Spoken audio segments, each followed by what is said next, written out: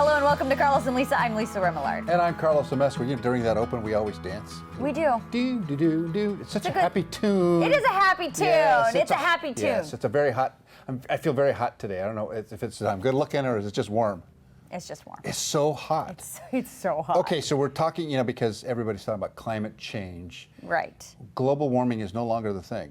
Climate change. Climate change is the thing. That's the phrase. In fact, so much so that the Democrats, if you've been paying attention to what's going on in the election, they're talking about like the end of the world like in 10 days because of climate change. They say it's a humongous crisis. Well, it's not just them that's saying it's a humongous crisis. Lots of very serious and reputable scientists are talking about it. Yeah. So are we actually seeing the effects of climate change?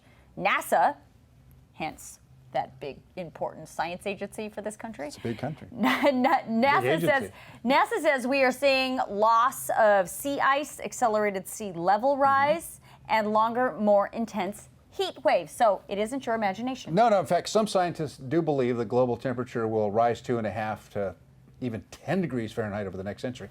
That's a huge number. From 2 to 10. Yeah, well, that's a huge increase. It really is. Now, another one of those big important agencies, the United Nations, has also warned that governments all over the world must take rapid and far-reaching, unprecedented changes in all aspects of society to try and combat all of these negative effects of climate change. It's interesting that they're saying that. America, we're a leader in this area. I mean, we're doing all like the plastics thing. Like we're all over it. We're all over this climate change thing. Solar. Other parts of the world, not so much. They're just not. I think that's why the United Nations had to make that declaration. But tonight, we are all going to hear out of the 10 Democrat candidates who are left talk about their plans to solve this so-called climate crisis.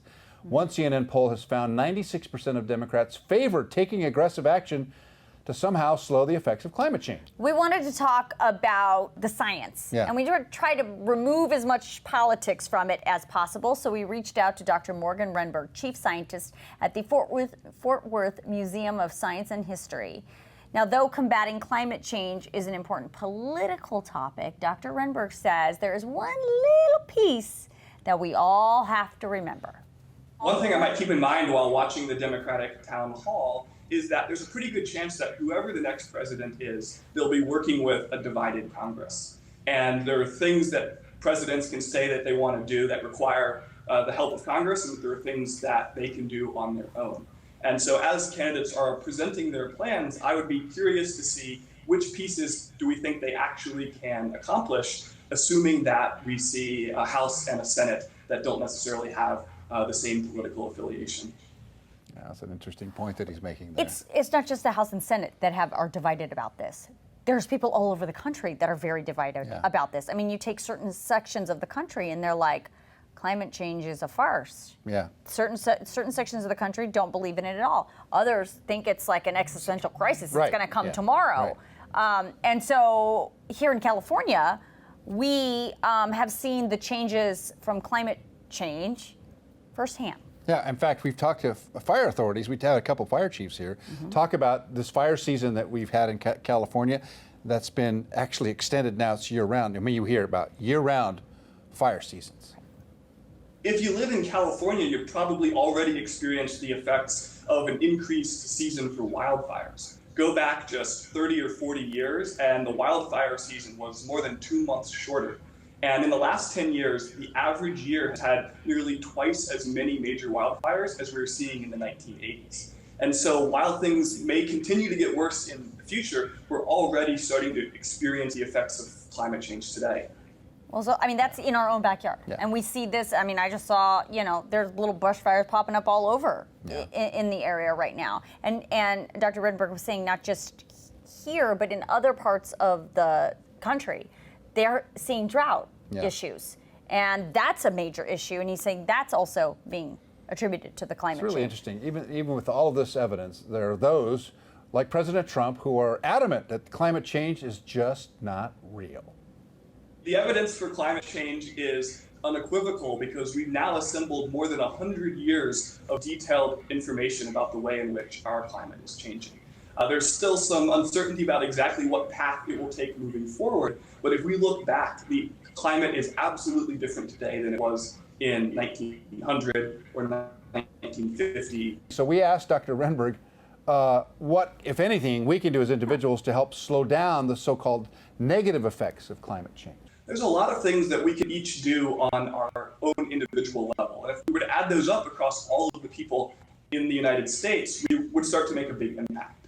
And so one of those is to think about the food that you're buying, food that's grown elsewhere in the world and then shipped by boat and trucked across the United States to reach us, generates more carbon just by getting it here. One of the best things that each of us could do is eat less meat. And that doesn't mean you have to become a vegetarian. Actually, since the 1970s, Americans have eaten about 30% less meat today than we did 40 or 50 years ago. And so if we were to simply reduce just a little bit the amount of meat we were eating, that could make a big difference. We can also do things like think about how we get to work. If you drive to work, but some days you could walk or take the bus or the train, then that helps offset some of the gas that you might be burning to get to work. And those little bits on their own aren't going to do a lot. But if many people are doing their own little thing here and there, together we can start to make big, meaningful changes. So he said something really interesting that I didn't really think was a thing, but he said pay attention to where your food comes from. And here's why. He said, you know, if you are getting food from like a packaged product, perhaps, maybe from another far away, right. you know, the other East Coast or even, you know, overseas.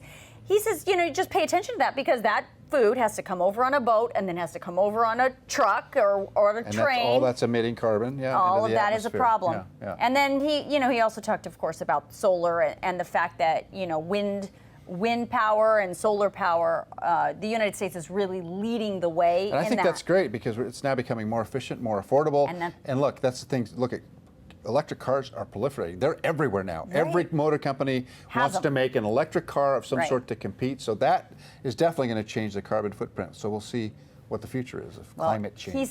What he said was we couldn't determine the rate in which it was going to increase, but he said it is going to increase. Watch the town hall tonight. Okay. Listen to what those in the Democrat Party want to say and what they want to talk about and what they want to change when it comes to climate change. I want to hear what Bernie has to say about that. You know, he's all about it. He's all about it. All right, we'll be right back.